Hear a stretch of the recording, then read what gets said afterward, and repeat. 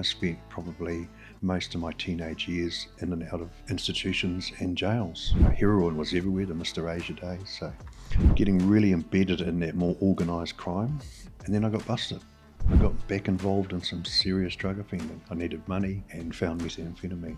Methamphetamine really picked me up and dumped me on my head. So the years are rolling by and I'm just in denial. And it really just hit me like, maybe I need to play their game. A lot of people say, oh, drug treatment in prisons doesn't work. It sort of worked for me. And she says, Dave Burnside. I'm like, and I stood up like, not guilty. And she goes, Dave, welcome. Good to have you here as part of the team. Really look forward to working with you. My name is Nicole Young, and this is the Rock Your Bottom podcast.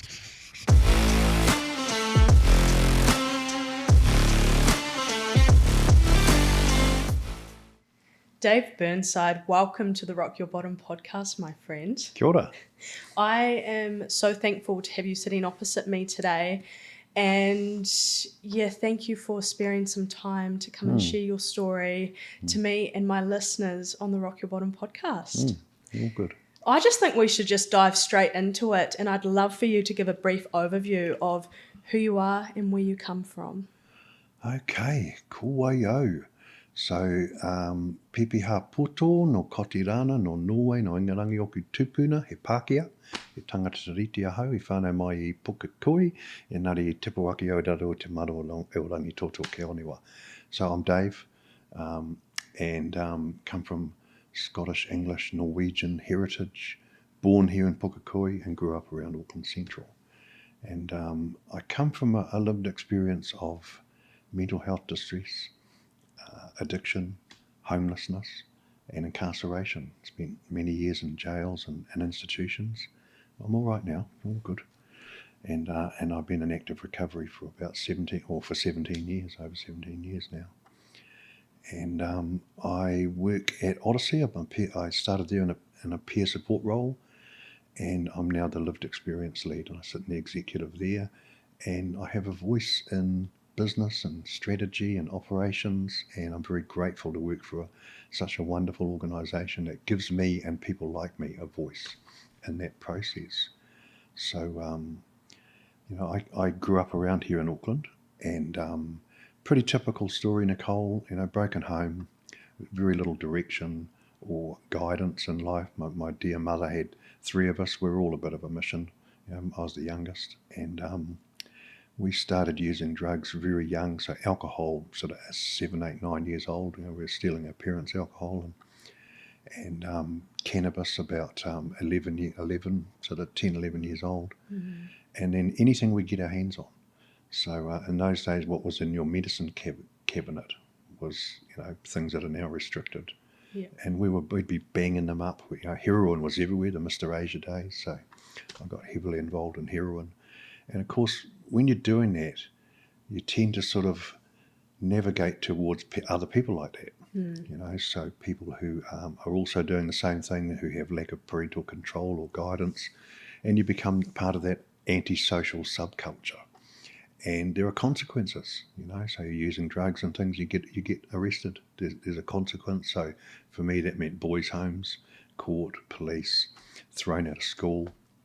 And I spent probably most of my teenage years in and out of institutions and jails.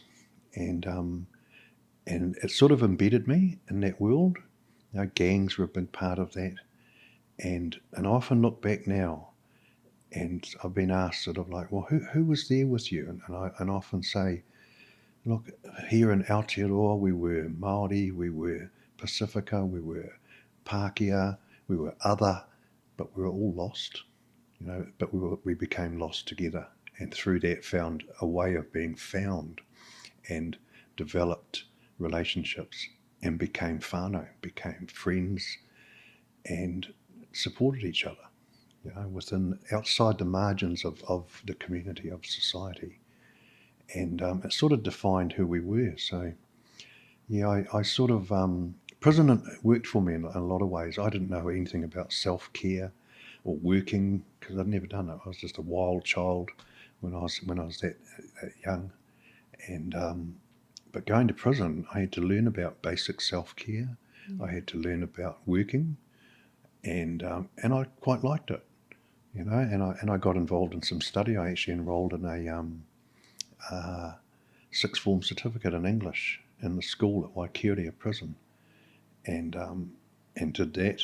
And it was part of my release condition, the parole board, that I sit the exam, which I didn't. Well, I did. I turned up drunk and wrote my name on it and said, fuck you, and walked out. I was here, ha ha ha, thinking I was clever.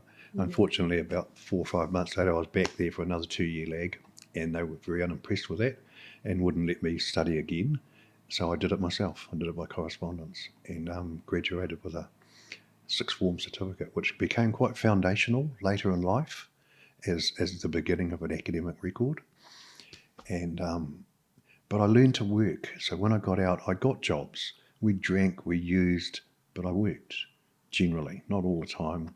You know, still in and out of gang environments and criminal environments, but just sort of took the edge off it. And I generally stopped going to jail, apart from the odd little stint here and there. And I learned how to not get caught, and which is what you do at the University of Crime, you know.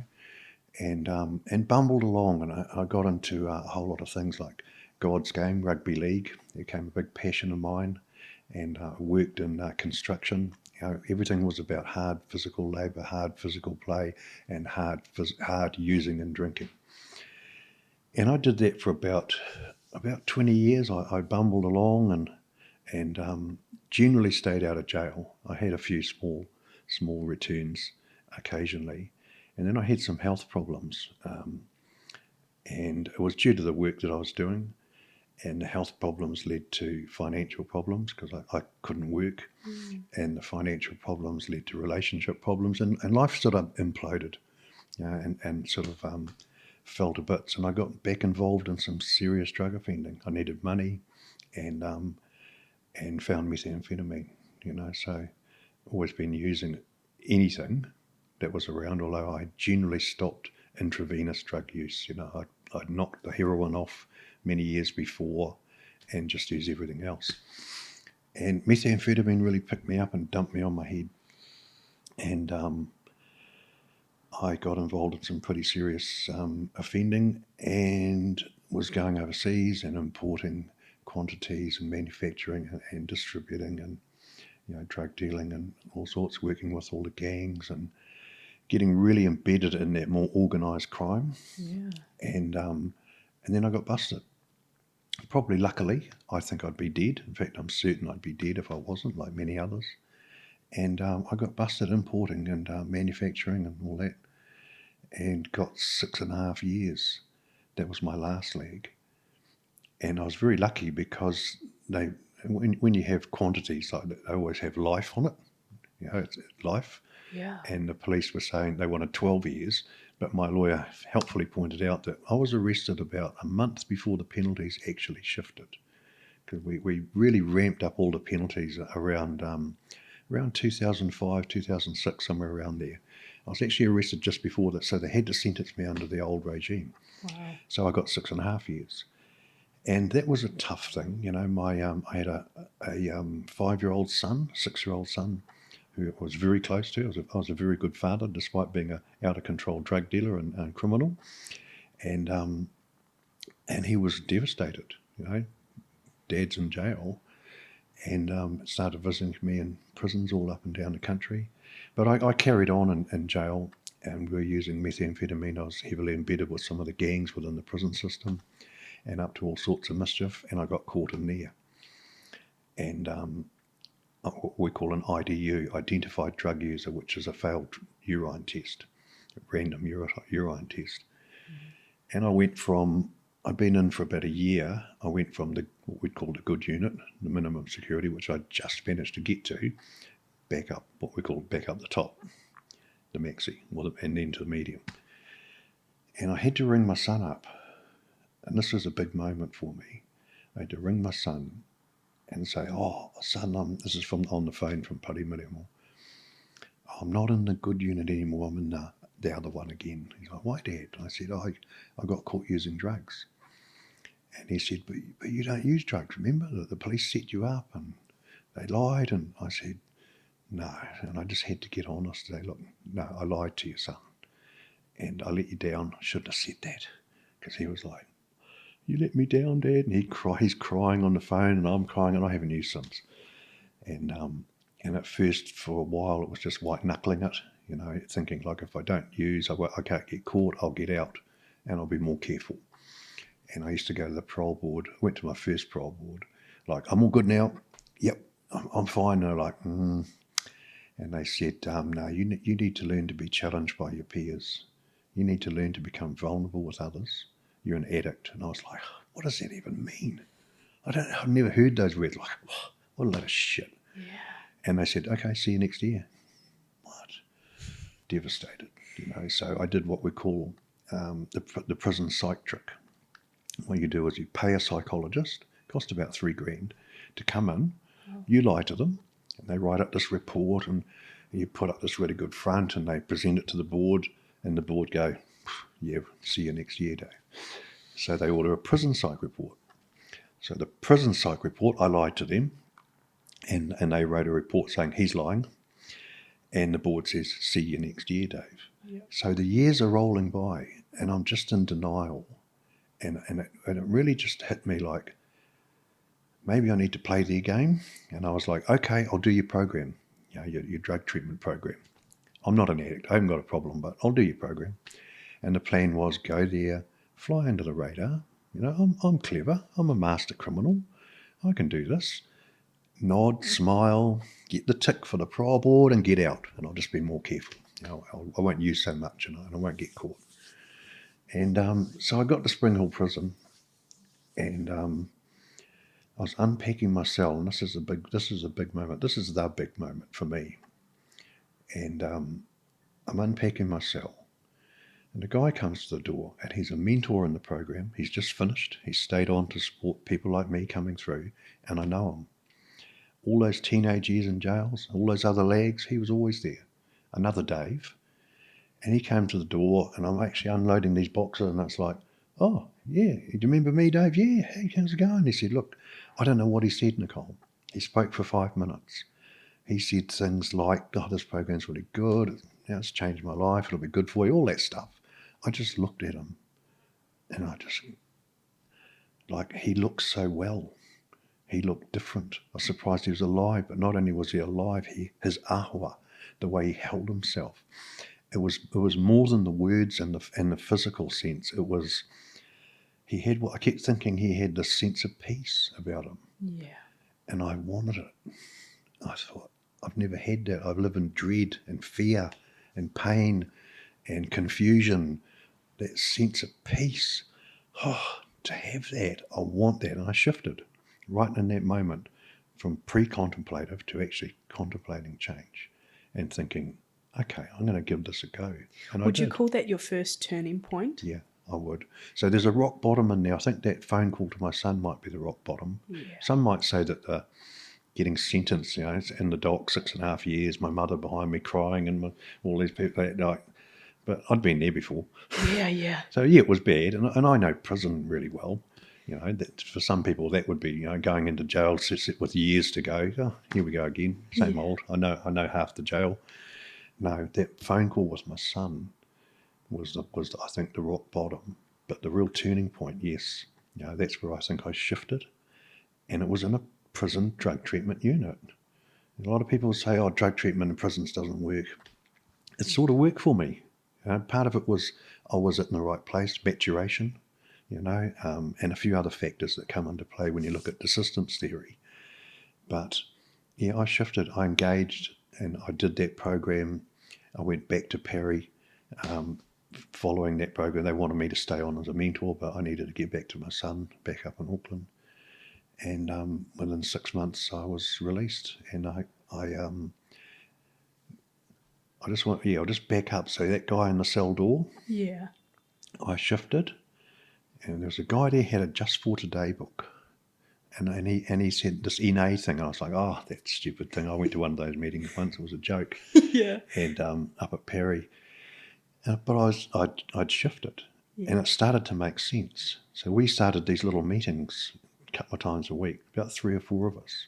and we just have a meeting. We had this little white booklet. You might have seen it, Nicole, the little white one that's got the real basics in it. And we'd run a meeting. And I wrote to NA. I found a PO box, and I wrote a letter saying, "Hey, look, we're at the prison here, and we want some of those books you got, and can you send us some of those things, like one of those Just for Today's, or those little white books, or anything you got? Can you just send us some stuff, because we're really hungry for recovery?" Yeah. And they wrote back and said, "Hey, we're coming down." I was like, "Oh." And these two guys came down,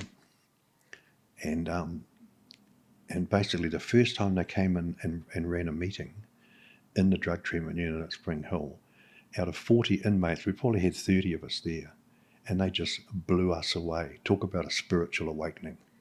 I just looked at this guy, and he spoke, and I identified, and I heard my story, and they started coming down every Friday, and I used to think, do you guys get paid for this or something? Like, no. So you drive all the way from Albany to Spring Hill on a Friday afternoon? Yeah. And I just loved it. I identified, and they brought other people from their home group, started coming in, and we built relationships. So when I was released, I went straight to a meeting, and it worked for me. Like the day I got out, on a Tuesday, I went to a meeting called Ponsonby Couch, and I'd only been out of the prison door a couple of hours, and I was scared shitless, didn't know anyone, Yeah. Someone asked me to share, and I said, "Oh, I'm Dave. I'm an addict, and I got out of jail a couple of years ago. Been there for 5 years, and everyone started clapping and cheering, and I burst into tears and didn't know what to say, and mumbled something, and afterwards a few people came up and said, "Hey, bro, here's my number. Give us a ring if you want to lift to a meeting," and it was on. I did 90 meetings in 90 days, and I know the 12-step thing doesn't work for everyone. But it's definitely worth a try, especially in the early days. And if not, you need to find something else that does work. Smart recovery, whatever it is, something that connects you to a community of like-minded people. And it worked for me. So, I just immersed myself in recovery. I did a peer support training. Someone tapped me on the shoulder and said, "You should do this peer support thing." I was like, "What's that?" It's using your lived experience and walking alongside people. Like, "Oh yeah, I could do that."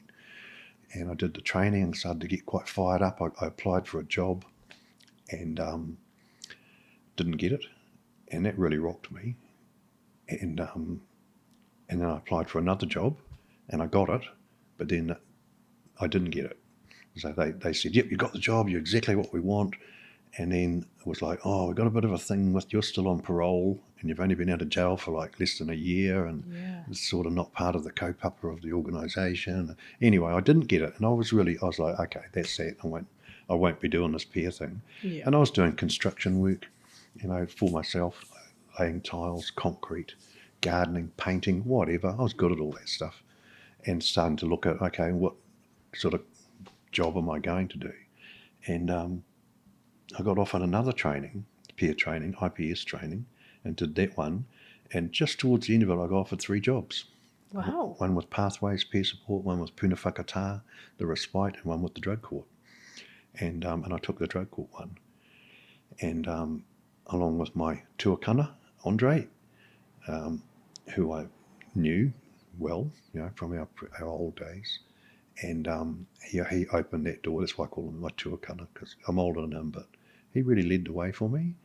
And so I started in the drug court, which is a funny thing. I didn't really understand what peer was. I had no idea what the drug court was. First day in court, we're at Auckland Court.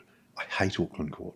I've been there 1,000 times as the offender, the defendant, often in a van from the prison or going back to the prison. It's not somewhere you go unless you have to go. So I'm sitting at the back of the court, and the judge comes in, and we sing a waiata, we do a karakia, and she says, "Dave Burnside." I'm like, and I stood up like, "Not guilty." And she goes, "Dave, welcome. Good to have you here as part of the team. Really look forward to working with you." And I was just shocked. Like, Shock. the judge working with you, part of the team. Andre's going, "Sit down." Just chill out, eh? But like, oh my gosh. And that's what it was like. It opened up this whole world for me. And Andre again was the one who was saying, he'd started a degree, and he said, you should start doing some study, Dave. I was like, yeah. So I did. I'd done a level 6 diploma in environmental management in jail because I was bored, quite passionate about the environment, and I was running the nursery at the time there, the native nursery. So And they give you that opportunity in prison to study? yes and no. Okay, tell me about that. It's hard. And so, I mentioned before that I'm now part of the Global Freedom Scholars. I'm leading the establishment of the Global Freedom Scholars in New Zealand. And we have learning and interventions leads in prisons, and they do their best. They're under-resourced. Yeah. So a lot of people in prison will say, I want to do some study stuff. There's a lot of barriers. You can't go online. You can't have a laptop. You can't get access to reference material. So for me, I did what we call self-directed learning. I did it by correspondence. My reference material was the New Zealand Herald. I would go through it if I could get it and find, that could be relevant for a reference. Most prisons have got an old set of encyclopedias from the 1950s, something out of there, or whatever. I would write to people and say, hey, can you Google this? I remember ringing my sister-in-law saying, I need you to Google impacts of on air quality in Auckland, Wellington and Christchurch and stats. She was like, what? And she did. And she'd send me stuff. So it was really hard. Yeah. Everything handwritten, so which was really hard. You want to make a change, you got to write the whole thing again. Yeah. But I did it because you've got time. I was there for years. Yeah. So that gave me an academic record, which meant that when I went to AUT, they said, okay, you're working in mental health and addiction in the drug court. You've got an academic record. Yeah, you can come in. So I started with the graduate certificate and just immersed myself in it. Graduate certificate, graduate diploma, and then onwards. And around that time, we started putting in abstracts for conferences. So Andre and I presented at the our first Cutting Edge in 2012 on peer support in the drug court. And then about 2 years later, I was into my graduate diploma stage, and a couple of researchers came along who proved to be huge in my life. So Dr. Tom and Stella from AUT were doing research on the drug court. They talked to us, and Katie said to me one day, hey, we should do a paper together. And I was like, what's a paper? I didn't even know what that is. Yeah. She said, on co-production. It's about people with lived experience working with academics. I was like, okay, cool. So suddenly I'm a published academic. Yeah. And then she said, hey, I'll put an abstract in for us to present at a conference in Australia. And I'm like, no, I can't go to Australia. Importer, drug dealer, record like this, no, they won't let me in. She said, just apply. And I said, they won't let me in. She said, just apply. Okay. So I applied and it came back no. And I'm like, see, showed her the email, see, and at the bottom it says, but you can apply for special consideration under blah, blah, blah, blah. Oh. So I went through that process and I had to provide, I've been there 5 times now and I have to do it every time. I have to provide all these documents, including what I call the sorry letter. I come from this background but now I'm proof of my income, references. So I get references from the drug court. The judges in the drug court have become quite close friends. And so I have no problem with the CEO of our organisation writes me references. And travel insurance and all the details of the conference. I have to be invited to present, proof that I am presenting at a conference, all those things. And they say yes. Yeah. So suddenly I'm in Melbourne Airport and I had to tick the box. Do you have convictions? Yeah. Oh, you need to go that way. If you've seen that border control program, I'm that guy, that's sitting in the little room. And they were like, so you've got convictions? I'm like, yeah. What sort? I said, drugs, but I've got this. And I showed my piece of paper. And she said, welcome to Australia, sir. Wow. Quite a big moment. Like, I can go? Like, yeah, where you go? Yeah. So, and since then I've done conferences in Brisbane and Sydney, done trainings in Canberra. When we were in Tasmania, we were really struck by the inequities for Aboriginal people in Australia. The conference really drove it home. Things have changed a lot since then. That was 2017, but it was shocking. Yeah. And we were sitting at Hobart Airport, and Katie was like, that was shocking, man, you know.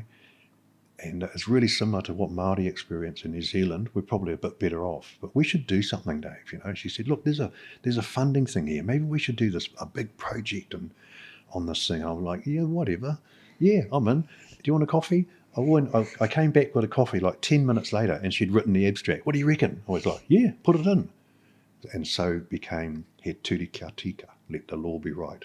Wow. And became a 5-year research project funded by the Bowen Foundation. I did my master's in law within it, and moved on into postgrad certificate, postgrad diploma, masters. So last year I graduated with a master's degree in law, which is a funny thing, given my background. And people say, "So are you like a lawyer?" I'm like, "No, but I know the fucking law." Yeah. And I know it from the other side, and that has value today. So that's one of the reasons today I sit on one of the corrections board, the Services and Strategy Portfolio Board for corrections, Arapotama. And people would say, which is funny because I go down there and they're like, you guys locked me up for years and now you want my voice.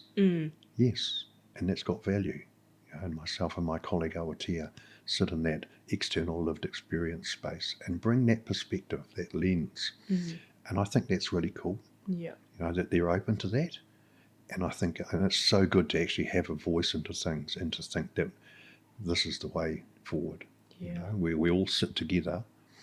And now life looks pretty good, Nicole. I teach into universities. I've been teaching into AUT, into the postgrad, undergrad, graduate diploma for about 7 years. I teach into Auckland postgrad and other classes now. And I've just started a PhD at Auckland. Yeah. And broadly looking at the place, the value of lived experience, and which I think is largely misunderstood. Yeah. So life's good. That's incredible, Dave. And what you do today is absolutely amazing. You wouldn't have gotten here today without hitting those depths of your addiction and being incarcerated and being behind bars. Looking back, and you have shared a little bit about what got you sort of how you got in prison and your experience with prison. I'm really intrigued to know how you ended up behind bars in the first place, and if you would be able to share a couple of your experiences with coming face to face with, I guess, police and your experience and the processes with that. Yeah, no, sure. So I suppose first conviction. Yeah. Like we're using drugs. I was about 14 at the time. We were using heroin and all that sort of stuff. And one of my mates, he was doing a part-time job somewhere, and they used to have an undercover policeman. They'd insert into the scene and try and entrap people.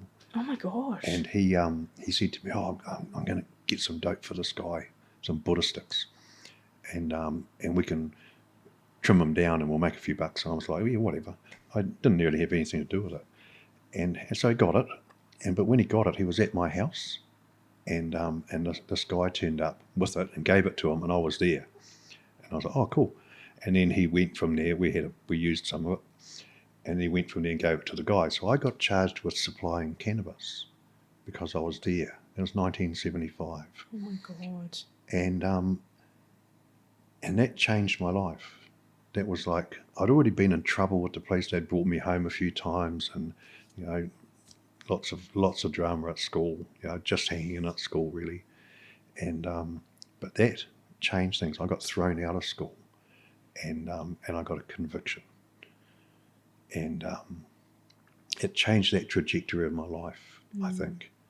And I remember my father was there when I got arrested, and he was at the station with me going, "Make a statement, plead guilty."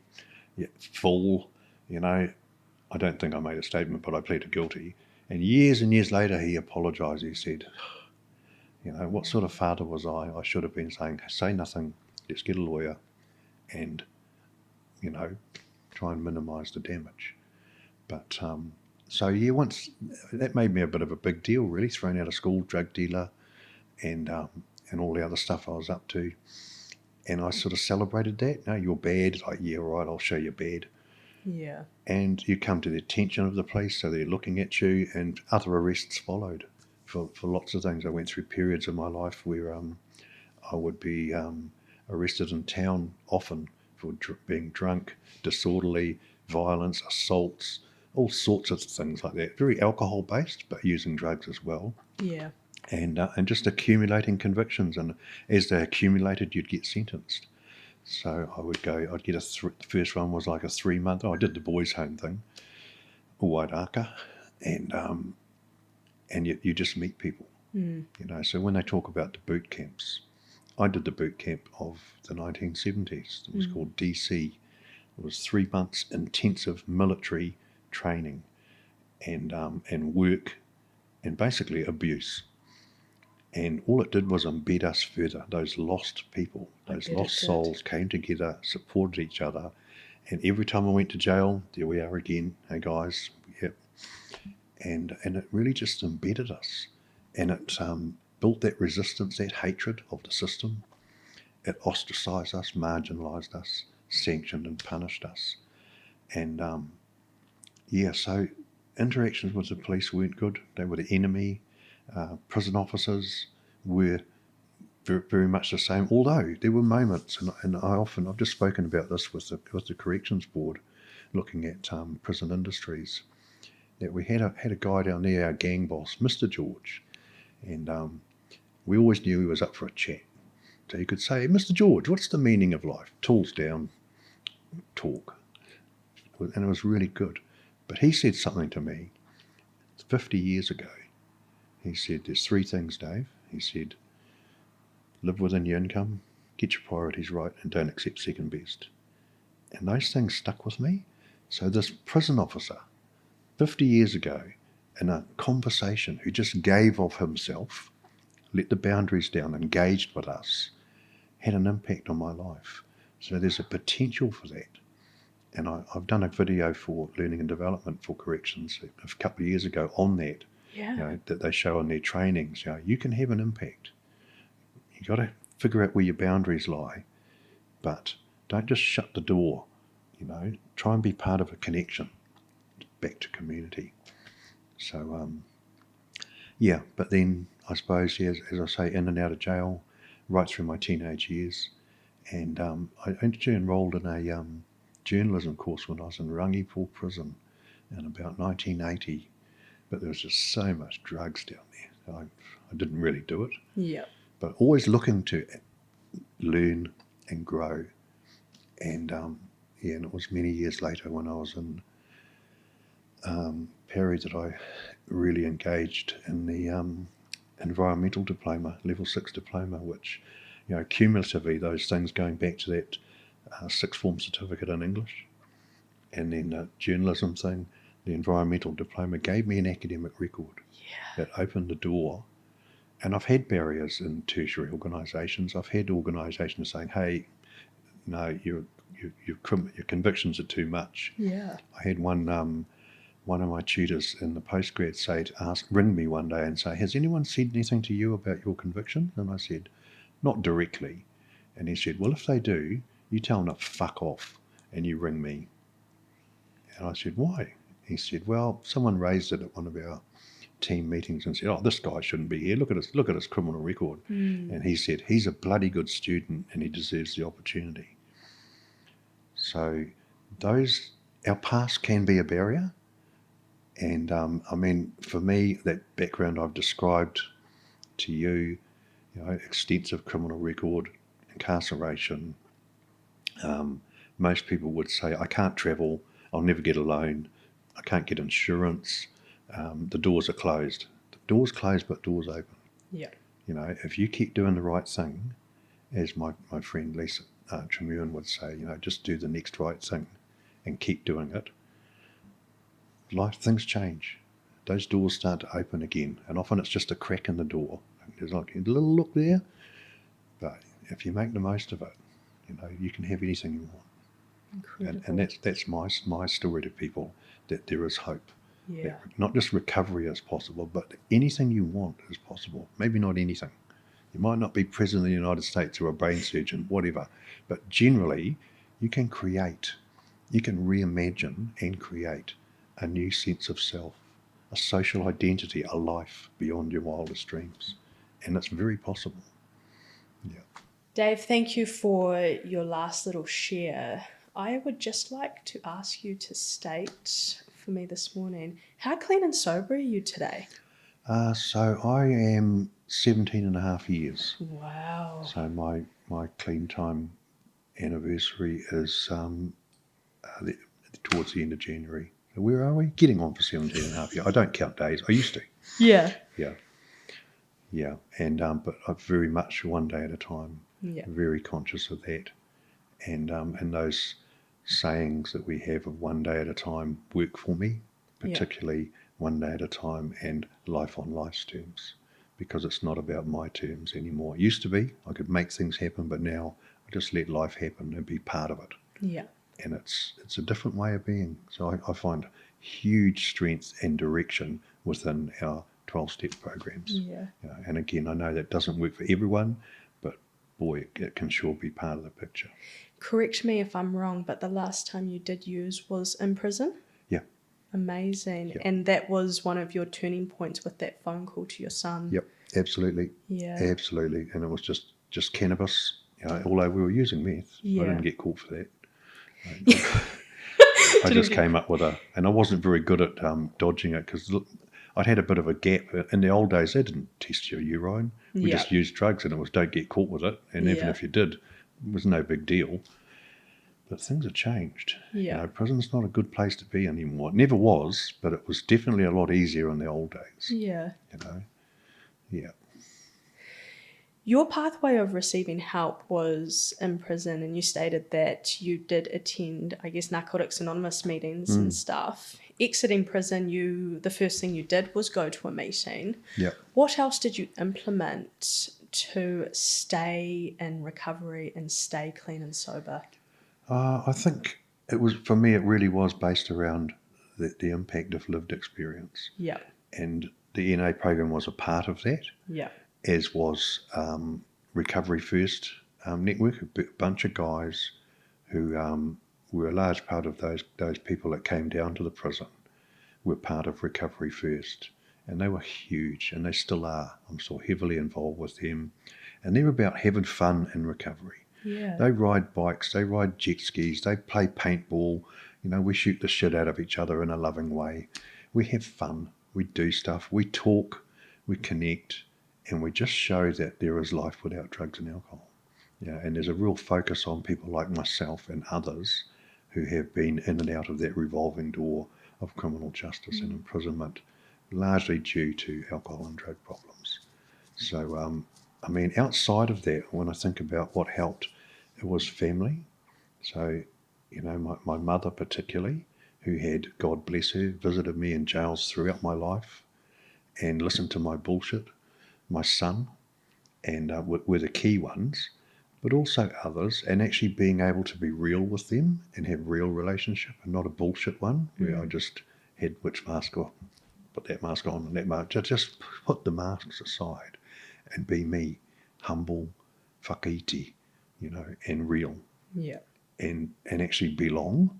And then when you translate that into the community to be when you're real and can have intimacy with someone just by being honest and understand that, you actually feel like you belong in your community and you can bring something to that. And one of the things that comes with addiction, that when we think about values, the values of recovery, we're a bit different. We're not better, although Professor David Best would say that people in recovery are better than well. They're more likely to be doing service in their community. They're more likely to be taking part in their children's activities, paying their bills, all these things. And there's specific research that shows that. But as those values sit in a place of faith, of hope, of gratitude, and redemption. There's stuff I need to make up for and giving back. And not just being in our community, but potentially being leaders in our families, in our communities, for our children, and really stepping up to the plate.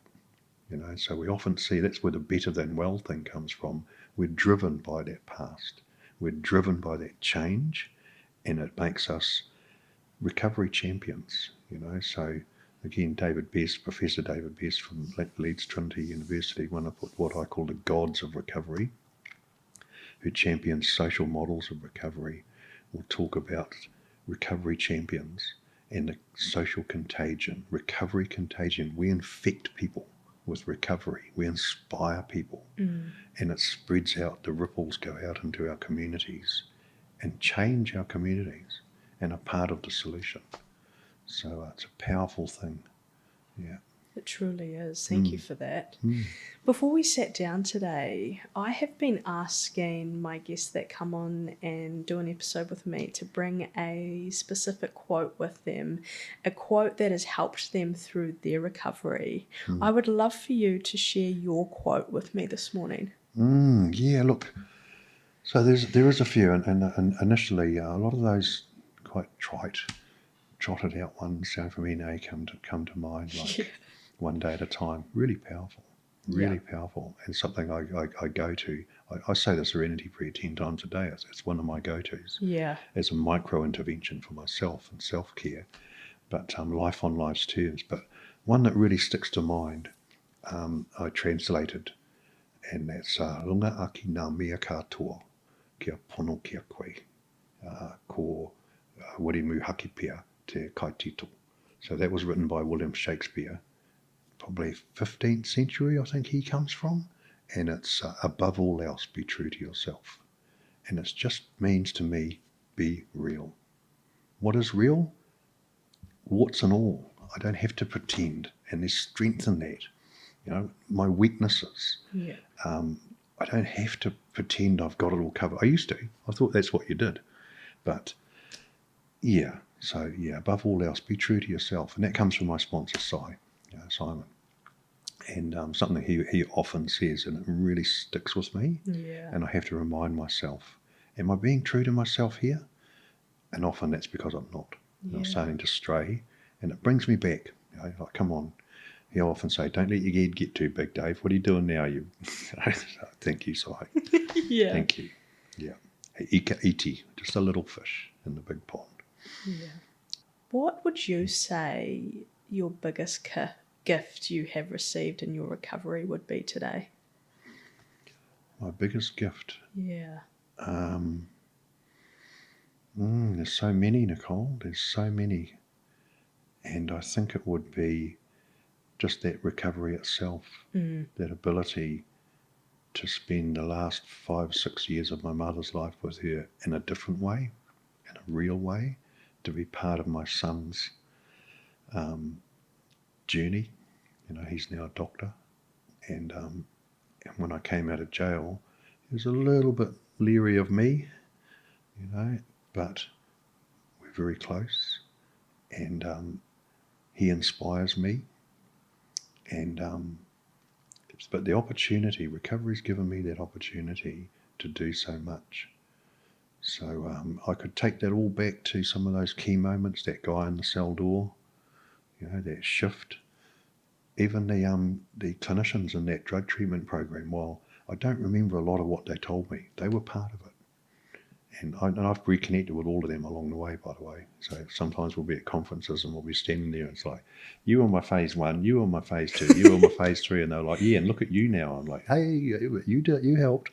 Yeah. But, some key people in those early stages. Yeah. Incredible. Yeah. And I suppose that the biggest gift was just being able to be open to that. Yeah. Yeah. And to have really good role models. Yeah. I get a lot of people telling me how amazing I am, and thank you. They're always saying, thank you, Dave, for doing this. Thank you for that. I say, hey, people did that for me. That whole thing of we only keep what we have by giving it away. But people gave me a lot. Yeah. Yeah. You've really taken this gift and you have run with it. Tell me a little bit about the mahi you do today and the work you do today within this space. Oh, okay. So today, I'm now the lived experience lead. So I sit in the executive. Yeah. And I'm part of business and strategy planning and all that stuff and operations at Odyssey in Auckland.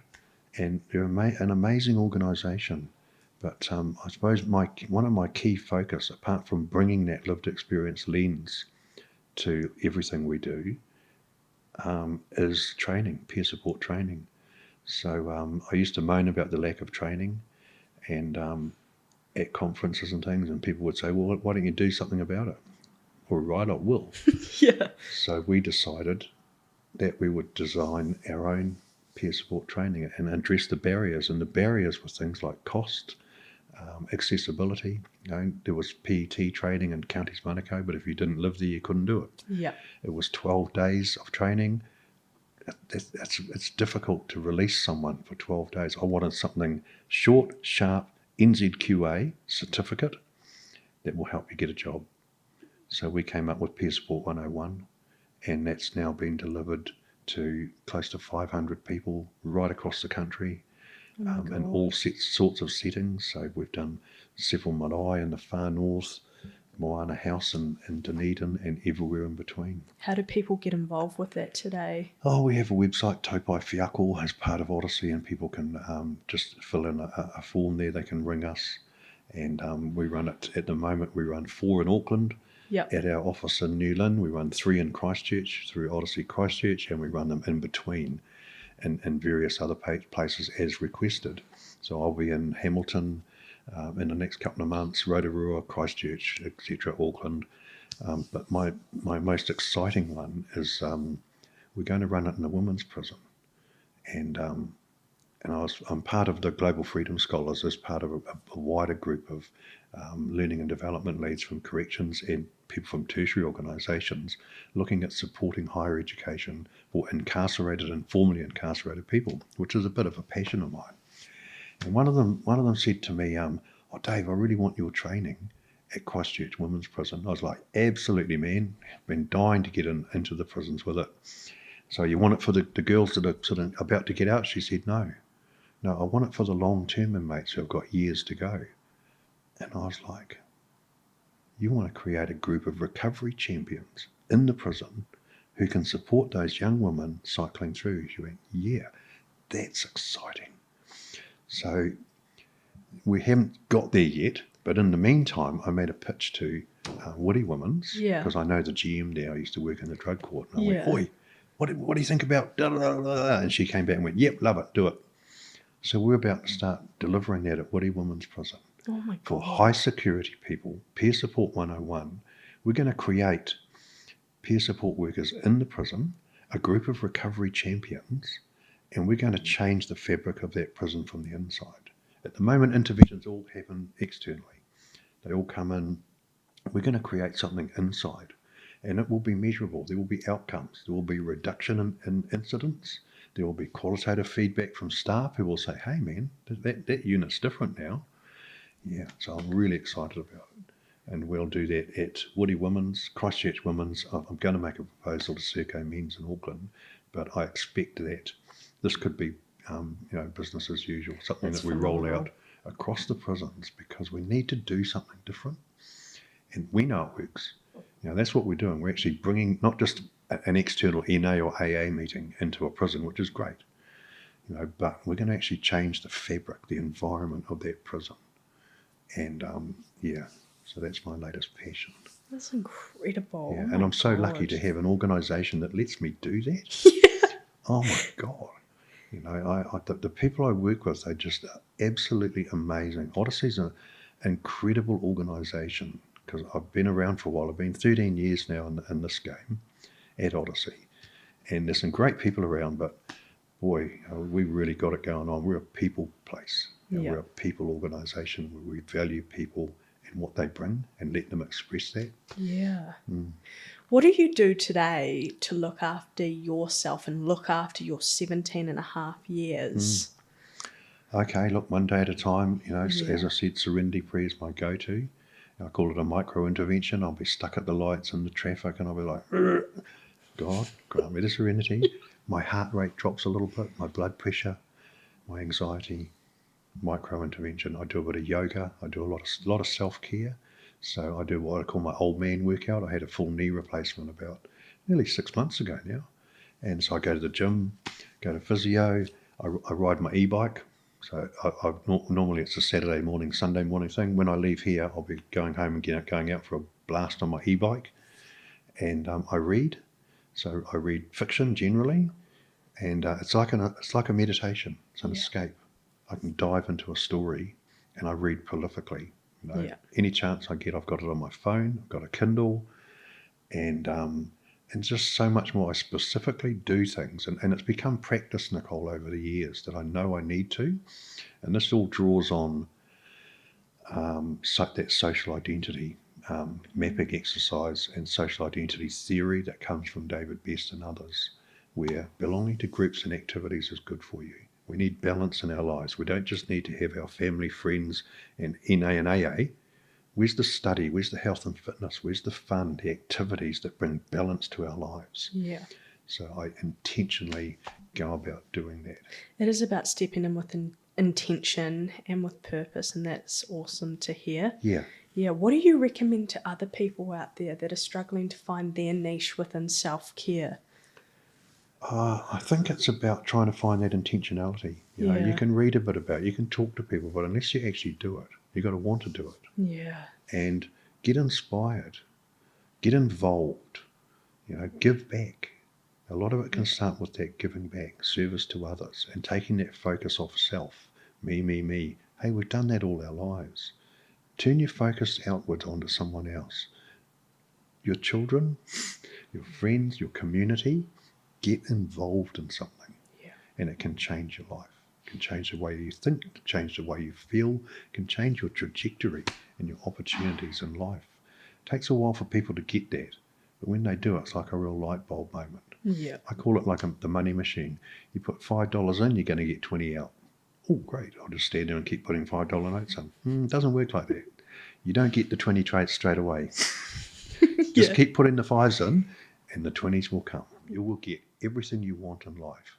My sponsor always used to say that. You'll get everything and more, but it will take longer. Patience. Hey, if you were sitting in front of your younger self, say 8-year-old Dave, and you were to have a conversation with him, what would that conversation look like today?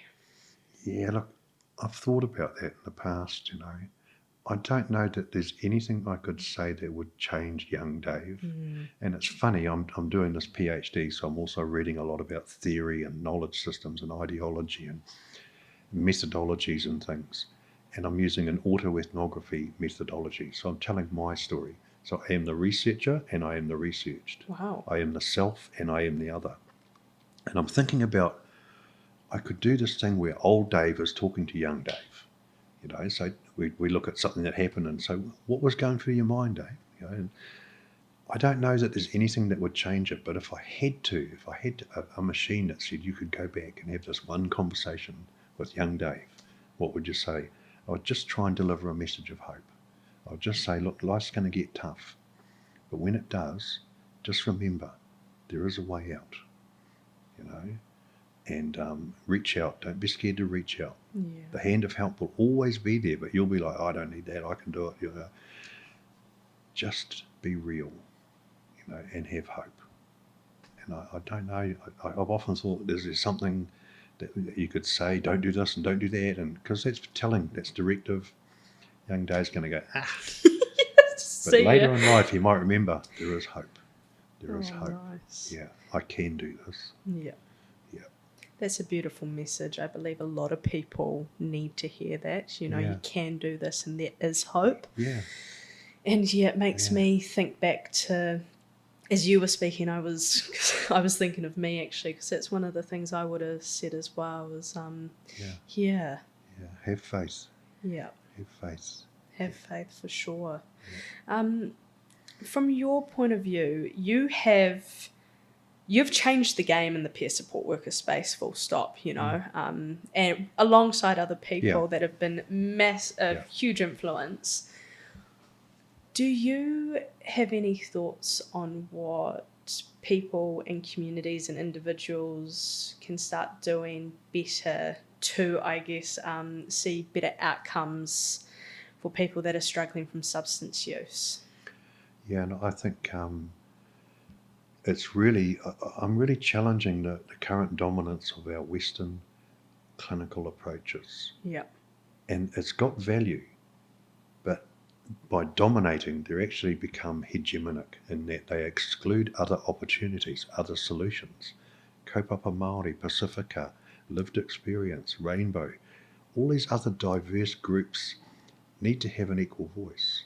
And it's that dominance that, and it comes from a critical Indigenous space, that I don't think serves us well, and I think the way forward is we all need to have a voice at the table, the whānau voice, that lived experience voice. I'm actually pitching in my PhD, I'm proposing that lived experience is a form of Indigenous knowledge.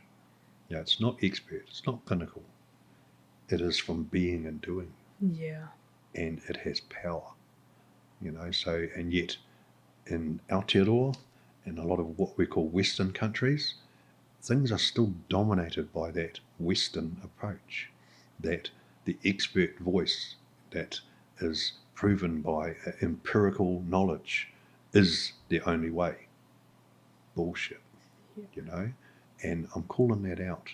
It's a bit like recovery itself. David Best and William White would talk about that. William White said 25 years ago that treatment services were birthed as an adjunct to recovery, treatment with an abstinence focus. But in recent times, they've decided that recovery is an adjunct of treatment, that it's actually all about abstinence. Bullshit. We're claiming that back. When you say recovery now in our communities, a lot of people go, oh, abstinence. No, it's not abstinence. Recovery is about a social movement of change, of self-improvement on your terms, harm reduction, whatever that looks like for you. And you have the right to self-determine that. Mana motuhaki, self-determination, tino rangatiratanga. And no one has the right to say that abstinence is what it's all about. And that's come from treatment services. Yeah. So, we've taken that back. I'm like, fuck off, give it back. Yeah. Get out of the way. Yeah. And how has your challenges towards that? Oh, yeah, some places it doesn't go down well, but I don't care. Yeah. I'm getting a bit older now, and I feel like I'm able to say those things. Yeah. And what I notice is that, and I've said this publicly, so there's some key people recently that have been talking about, they often acknowledge lived experience, which I like. Thank you. I'm talking about key political figures and key leaders in our sector acknowledging lived experience. And recently we've heard this term about, I look at them like the quiet revolution. I don't like that. They intend that to mean to be good. They're actually saying that, but it's not good. I'm not fucking quiet. I don't want to sit in the corner. Are you patting me on the head? That's what they've been doing for years. Yeah, they're in the room, they're over there. No, I want to sit at the table and I've got something to say. And you need to listen to it. So that's what I'm challenging. And they don't even know they're doing it, but they're coming from that dominance, the power and control of the place they occupy. And they're saying to me, oh no, you can come in, but I'm not going to be quiet. Sorry. Yeah, you're going to fucking hear what I got to say. Wow. That's pretty powerful, man. And I'm so... Well, not many people can say it, Nicole, because they're scared I might lose my job, we might lose our funding, Yep. We can't criticise the system. Well, I can. Yep, I'm going to. Yeah. That is just incredible, Dave. And as we sit here now, we are at that stage of just wrapping this up, really. And what an awesome time to do so. Before we wrap it up, though, I do want to give you the floor one last time. If there's anything else that you want to add to this episode or to the space, the floor is yours.